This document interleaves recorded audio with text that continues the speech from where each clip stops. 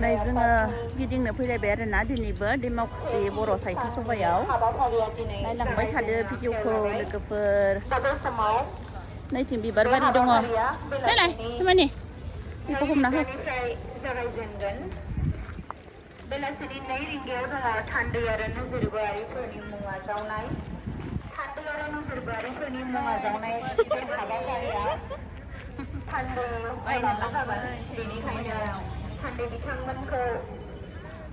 थान्दै बानाजों थांनो थाखाय गुरै खावलायहरनाय थाबाय 3:30 रिंगायाव दङ थुनलाइयारि मेल दैदेनगिरि मुस्रि बाबुल सोरां बर' बेसेबां लायो आफादगिरि उदालगुरि जिल्ला बर' थुनलाइ माबाखौ बानायना खानायखौ बानायना मनिफ्राय फैदो मनिफ्राय बरपेटानिफ्राय खैजोन ग्रुप जों 10 जनसो दङ 10 जन गंनै दङ बै गंसे दङ बास्केटआव गंसे दङ नायनानै लानाय जि मोजां बेखेवगिरि मुस्रि नीलकान्त गयारि गाहाय नेहाथारि बर' थुनलाइ आफाद मुस्रि जौस्रां बर' गाहाय लिरथुमगिरि बानजाय आफाद बिबार बायना लादो नोंसोरबो लासिसो लानि जि मोजां मोजांखा थवाइनिफोराव दसे थांलायनोसै आरो दोनथ'लायनोसै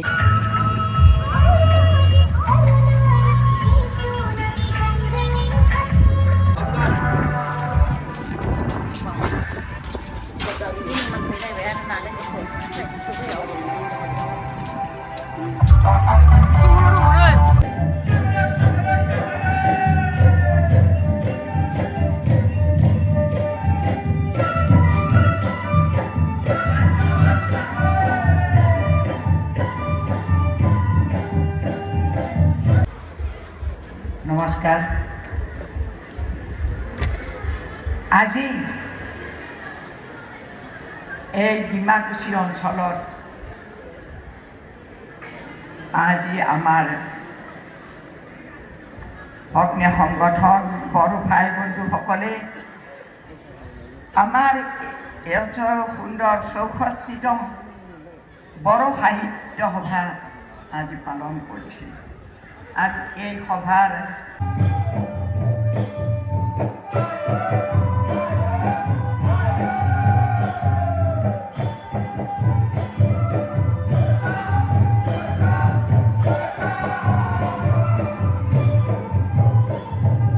আমি নথৈ আনন্দিত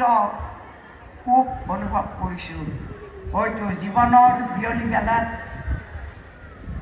এই যে আপোনালোকৰ সাহিত্য সভাস্থলীত আমি থিয় দিলোঁ সেয়েই পৰম সৌভাগ্য বুলি ভাবিছোঁ যে নহওক আমি সদায় ভগৱানৰ ওপৰত আস্থা ৰাখিলে আমি অসমৰ ইমূৰে সিমূৰে সাহিত্য বিষয়ক ভাষা বিষয়ক আমি কথা কৈ আহিছোঁ আৰু সেই ধৰণৰে হয়তো কথা অলপ আপোনালোকৰ আগত কম পোনপ্ৰথমে আমি ক'ব খুজিছোঁ যে আজি বড়ো সাহিত্য সভাই চাওঁতে 64 বছৰ অতিবাহিত কৰিলে আৰু এই 64তম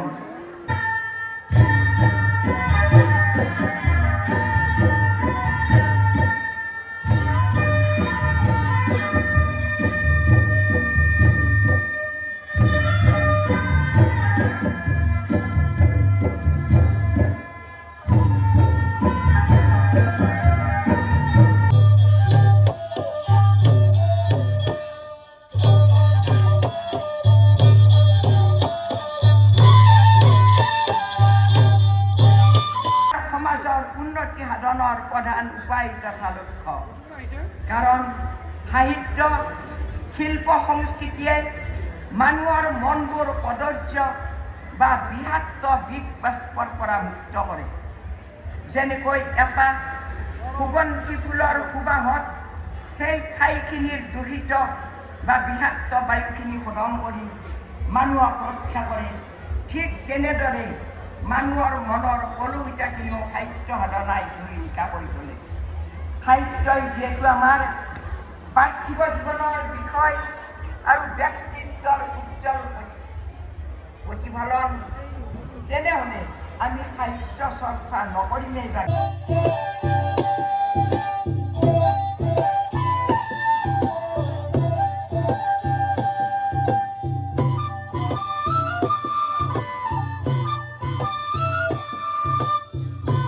তথা ভালেমান অভিজ্ঞতাপূৰ্ণ ভাৱৰাজিৰে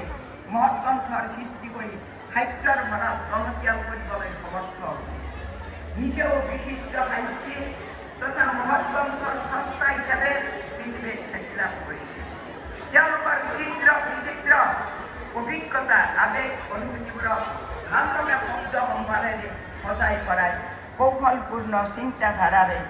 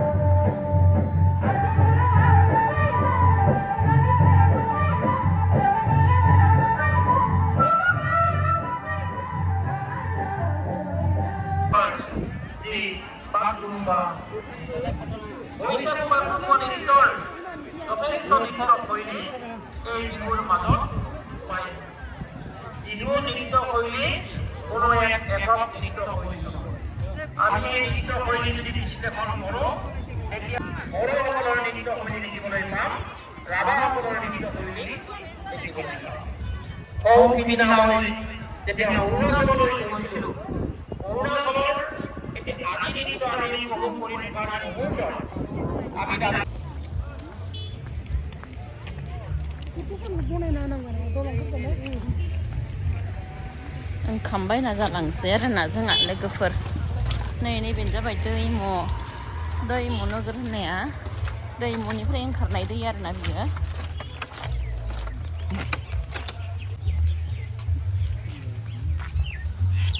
मनिफ्राय नोंसोरो बारांगाबारि जोंना खैराबारिनि साथामनि दे खामा मिरामिस खाम बोरिया ने सुनोबो दैया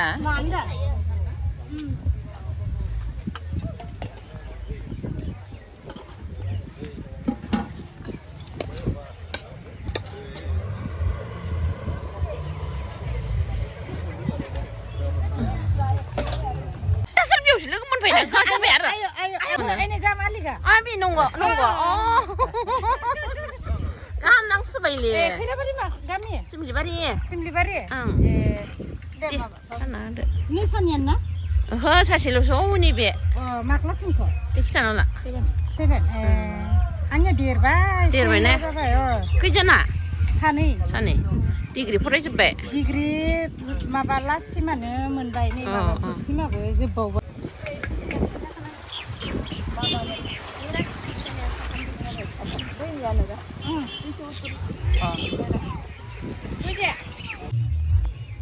नैबे दैया जोबोद गोजों ख्लाब बोहैबाय थायो आरोना लोगोफोर। बियो माने एकदम आइरन गैखायै हा सिंनिफ्राय ओंखारनाय दै आरोना। बेखायनो बे जायगाखौ दैमुगुरै नाम दोननाय जाबाय। दैमुनिफ्राय ओंखारनाय आरोना हा सिंनिफ्राय। दैमुगुरै नोगोराव नैबेनो दै हा सिंनिफ्राय ओंखारनाय बियो माने दैमा बा दैसानि दालाय दैसा नङा आरोना। बियो एकदम हा सिंनिफ्राय ओंखारनानै बोहैबोनाय दै।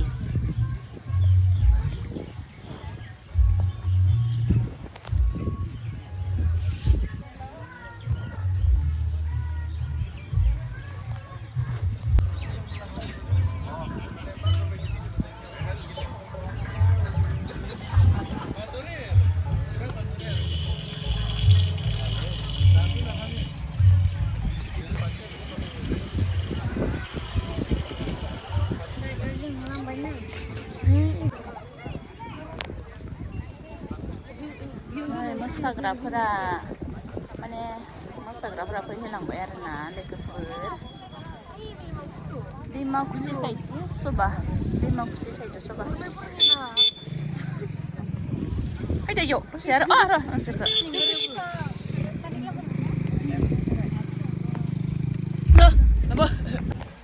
मनफोर फैदों नोंसोरो ढेकियाजुलि माथो फैखो गारिजों कारजों रिजार्भ लाना फैदों दिनैसो फैखादोंबा ने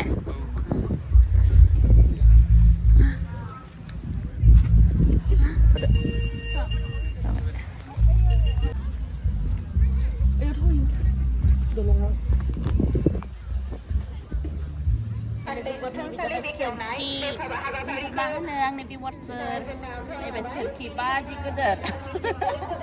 नै आरो माबा मा होनो सनमानि गुरसाफोरा बिसेन हाबाफारिखौ जागायजेननो आखायाव लाबाय बेनिखायनो बे थावनिसिम बयखौबो थांनो थाखाय खावलायहरनाय थाबाय जा गोदोर गोदोर नै गोदो गोदाय जि बुरजा बुरजा लानाङोमोन नालाय बा बुरजा बुरजा गांजेमा एंखावरि जागायजेननो आखायाव लाबाय बेनिखायनो बे थावनिसिम बयखौबो थांनो थाखाय खावलायहरनाय थाबाय जाबाय दे लावदुम सावदोदां होननानै फैबाय दे जोङो हारिमु फिथा हारिमु फिथा बड'लेण्ड केक गुदुं खालामना होनो हागोन मा बानायसोदो परथा ओमफ्राय माबा मा होनो पकरि घुगनि लावदुम बनायजोबथ'वाखै अमा सावो आरो दे लावदुमखौ गुदुं खालामना होदो होमबा ने ओइ गोथिया लांनाया न'आव मा बुस्थु बेबा अमा सावनायफोरखौ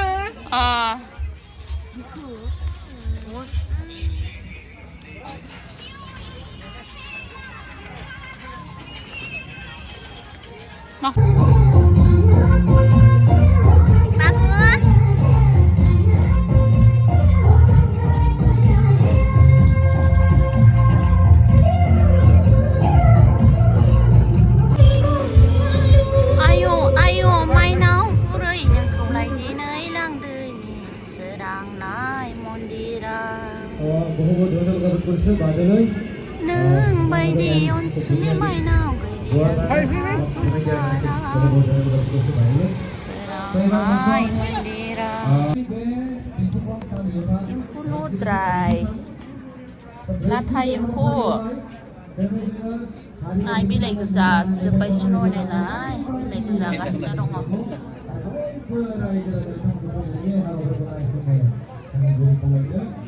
नै माइ सौग्राया नै सौनोसै दे आङो लोगोफोर आयै रोंस्लाबा जोंस्लाबा माइ सौनाया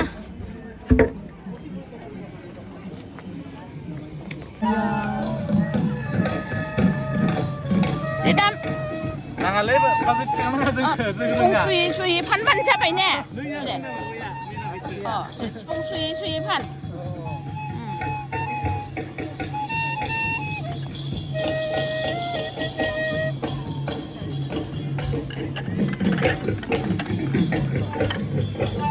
Papa là nó cũng sẽ này à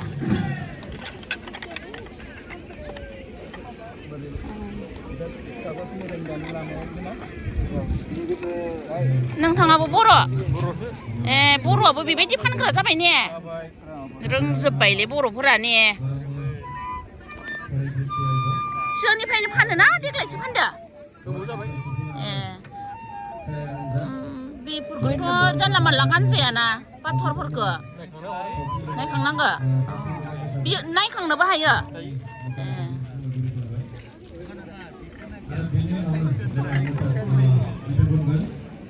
नायखांनोबो हायोनो मानि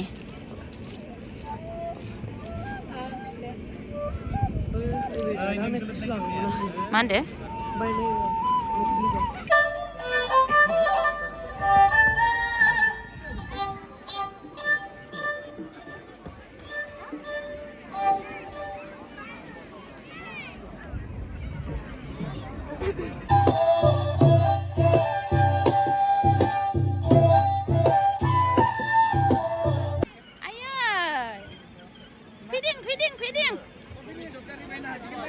พี่แดง바보พี่แดง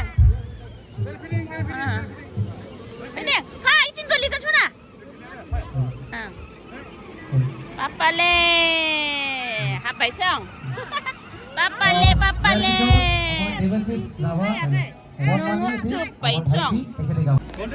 네네네 바보 피딩 와 아람 가크나 지금 아용아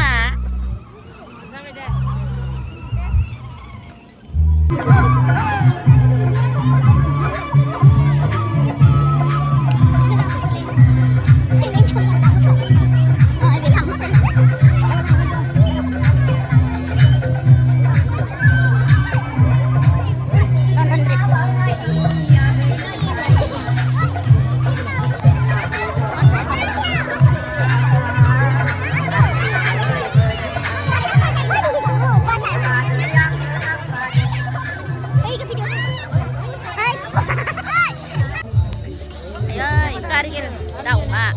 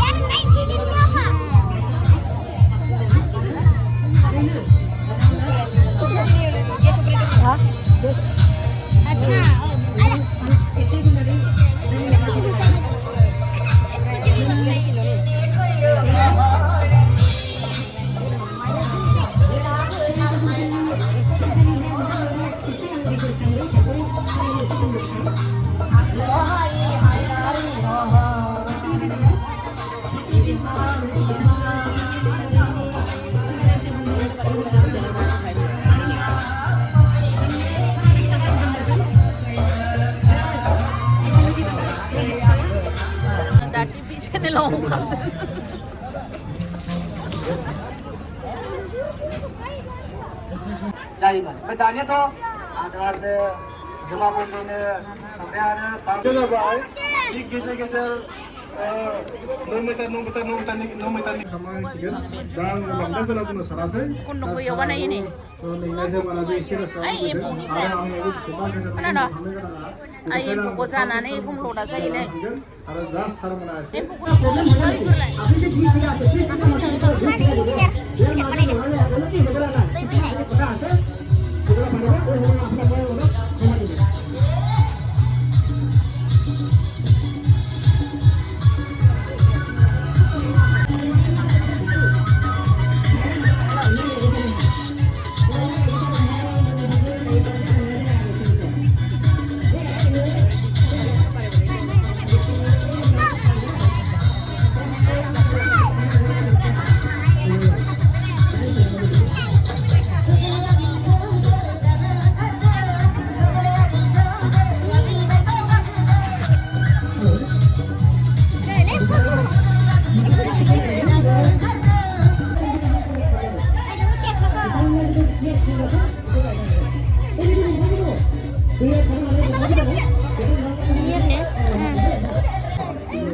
আপনার যেটো এটা বর্তমান মাছৰ পিস আছে এইটো পিসটো আপোনাৰ এনেকুৱা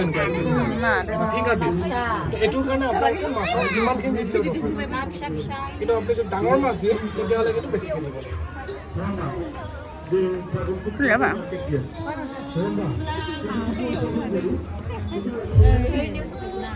이건 나이 그냥 뭐 하든 상아.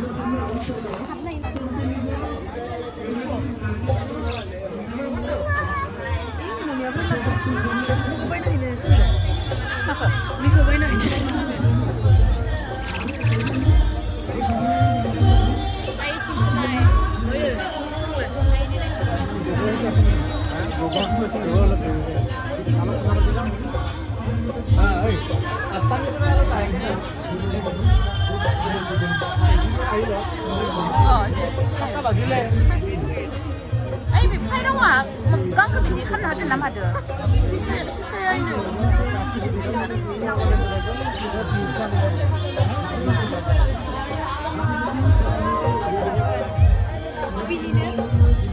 Ai này mà.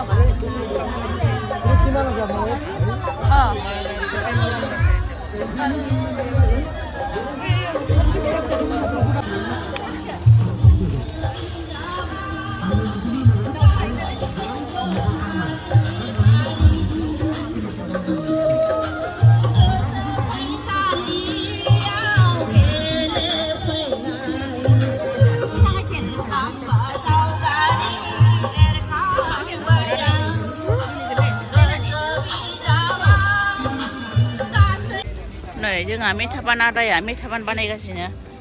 sang मोखांखौ मनिफ्राय फैदो कटपरा एसे मंगलदै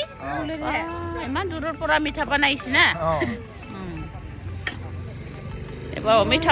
मेथाबान जालायनोसै आरो जोंहा लोगोफोर स्रेमनो अमा हांनाय जाबाय दाउ फेन्दा हांनाय जाबाय ओमफ्राय मम' जाबाय आरो मा जादोंमोन बाबा लेग पिस अमा फेन्दा चिकेन चाउमिन अमा खोमाबो जाबाय हाथाय एरबाय थानाङालै नैलाय लोगोफोर बिराद जाबाय जोङो नुदों मोखांखौ नुवाखै दायो थांनायाव एटु कि रङा सिरिमुति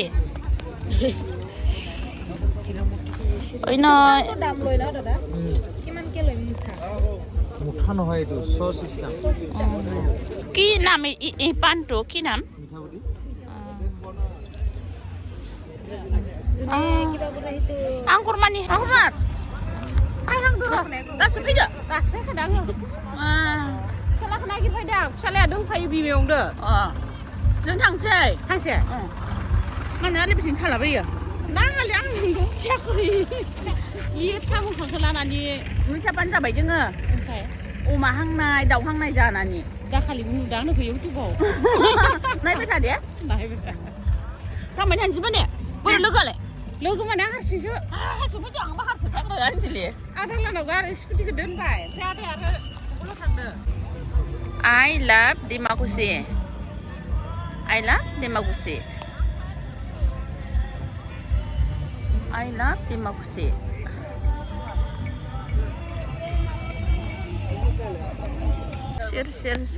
share oh bareng gigi dingde